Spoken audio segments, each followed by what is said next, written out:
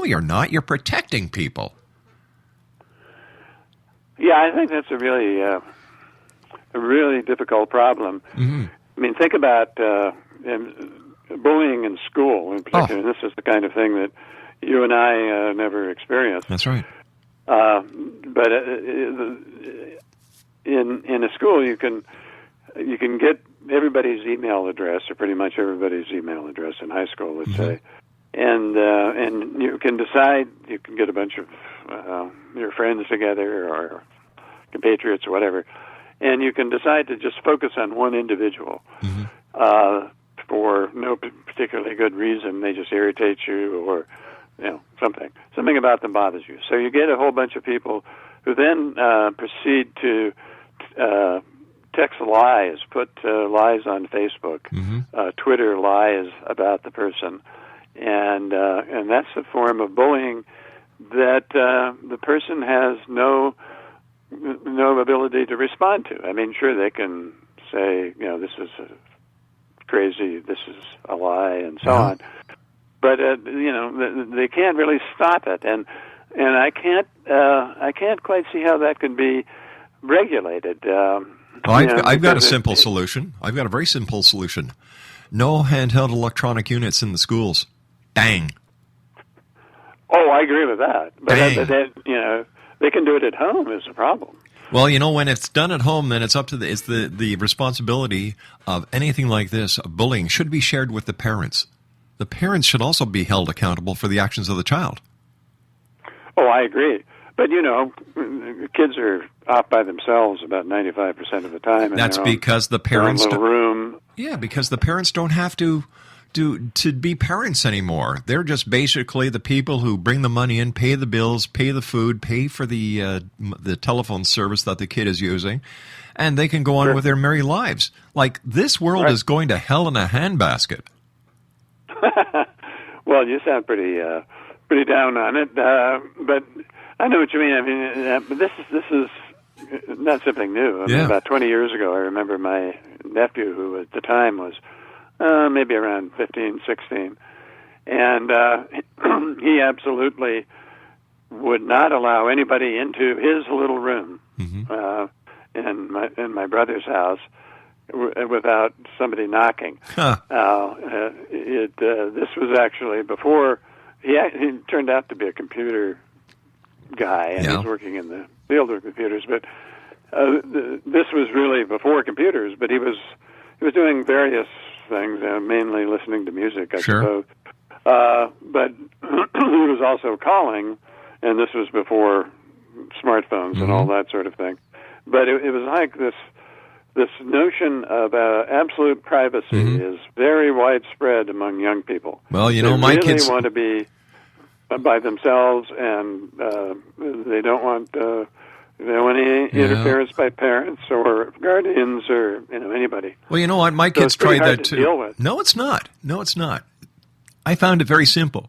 I asked him once not to do it. He did it again. I took the door off the hinges. That's it. You don't like my rules? Okay. You don't like my rules? Get out. Find yourself your own place to live. You pay the bills. You live by your own rules. I pay the bills. You live by my rules.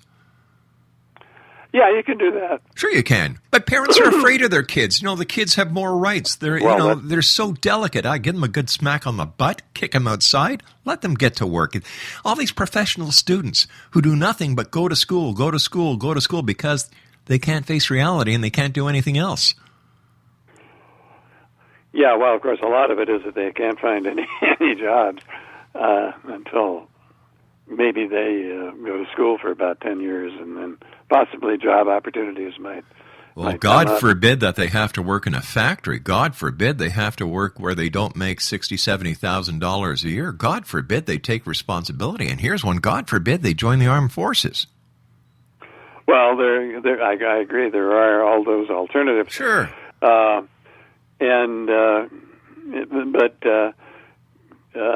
there is a sense in which young people feel that they have a right to, first of all, a complete 4-year college education, at least, if not a couple of years of graduate school.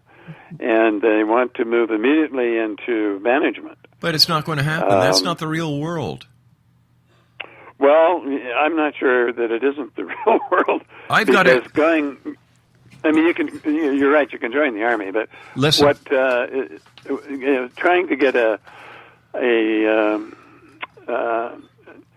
job, even as a skilled laborer, which you would need some training at least for that, is not that easy. I mean, it's pretty tough. Well, look at the people who have come up the ranks through any job. They start at the bottom. They work their way up, gaining experience, gaining trust, gaining what the company needs to see in people going up the ladder. Everybody wants to start in management these days because they have a college education. The college education doesn't give them the skill sets that they need to work in today's workplace. It doesn't. No, I agree. Just to give an example, at the University of California at Davis, where I taught, we have a very good engineering school that has all kinds of departments of engineering. Well,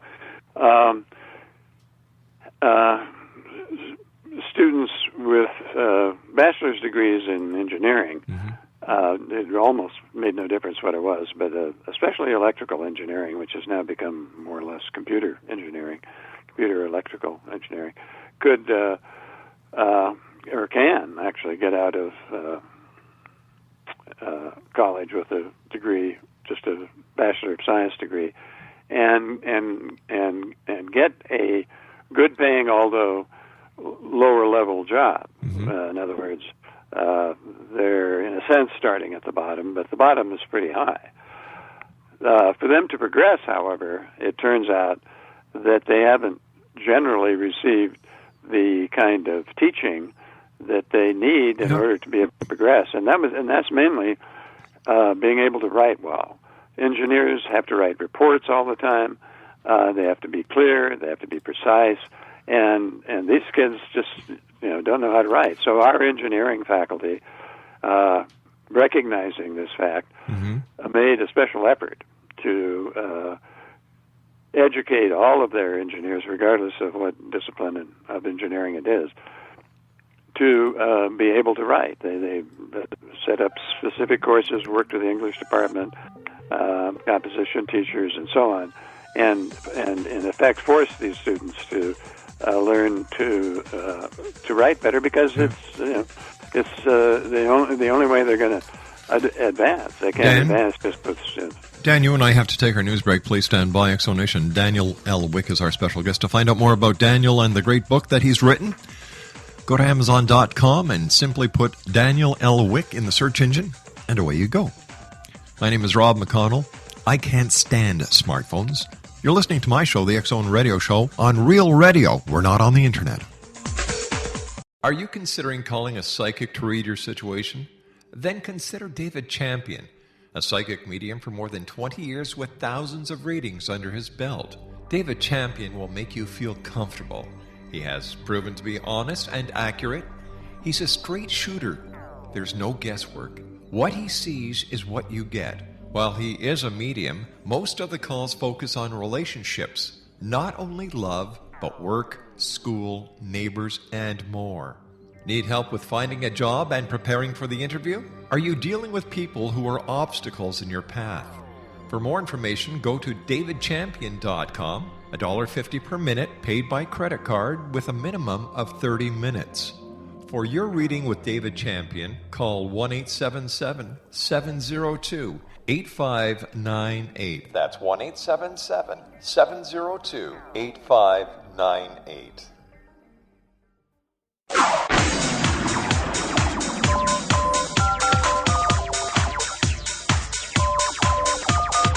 Now you can dial in to listen to the X Zone Radio Show from anywhere in the world with Rob McConnell 24/7, 365 by dialing 213-401-0080. That's 213-401-0080. If you have a mobile phone or landline, the X Zone Radio Show with Rob McConnell is now at your beck and call at 213-401-0080. That's 213-401-0080, 24/7, 365.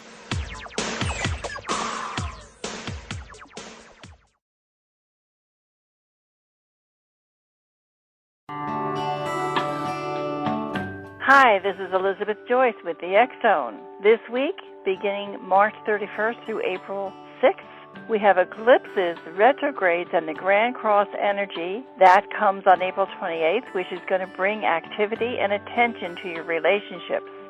On the 29th, the solar eclipse in Taurus will bring a focus on your finances. Your patience will be tested throughout the month because 3 planets are retrograde. Your mind will be on several different issues this month as Mercury zips through Pisces, Aries, and finally Taurus. When Mars is in partnership-oriented Libra, you can expect activity in that area of your life. Be sensitive to the needs of people around you. Aim for harmony and equality in all of your alliances, whether they are emotional or professional. There are 2 very strong, challenging aspects in April, on the 20th and the 21st. Actually, this energy will affect you the entire month, beginning today. For many, they bring stress, nervousness, a crisis, suffering, a dilemma, or other problems. Be sure to stay alert. Avoid all high-crime neighborhoods and people who have been abusive to you in the past. Since the Grand Cross triggers the water signs, expect lots of April showers. And for more information on Elizabeth Joyce, visit her website at www.new-visions.com. And Elizabeth is available for readings around the world via Skype. Her Skype address is elizabeth.joyce.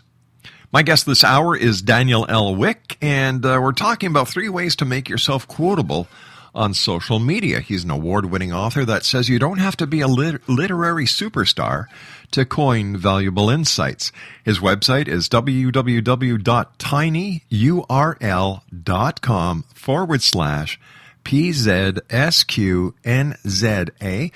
But the easiest way to find out all about Daniel and about his books, which are available on all online bookstores, including Amazon.com and brick-and-mortar stores, is by going to Amazon.com and typing his name into the search engine, Daniel L Wicks. First of all, Daniel, thank you so much for coming on the show. It's a great pleasure talking to you. And tell me, do many people believe that they are simply not quotable, that great expressions ought to come from the literary canon? Actually, yes. Most people I've met, and I've always tried to work on this with my students, is that one way of improving the way you write is to try and come up with a simple sentence that is so condensed that it stands on its own, and that's actually an aphorism or an epigram. Now, it's not easy to do because you have to think about it, and you have to play around with it, and some don't necessarily work, but at least it's worth trying. And the thing is, a lot of these will come to people, will flash sort of in their minds for some reason, and then if they don't write it down, they forget it. I have a psychology professor friend of mine who explained all of this to me, and makes sense actually, that the more original the thought is, the more likely you are to forget it. Wow. And so I urge students, and everybody else for that matter, to always keep near them, on their person, or if they're going to sleep or whatever, by their bedside, and a pad and a pencil or a pen, and because you can have these, you'll wake up and suddenly you'll have this great idea. If you don't write it down, you're going to forget it by the morning. And they don't always have to be, aphorisms or epigrams. They can be simply ideas. But it's amazing how I'm sure you've had the experience as I've had, is waking up and thinking, wow, I woke up or I dreamed this whatever it was, and it's so vague now, but it was a great idea. Yeah. Well, but it's gone, and you don't ever retrieve it usually. Well, you see, I'm fortunate enough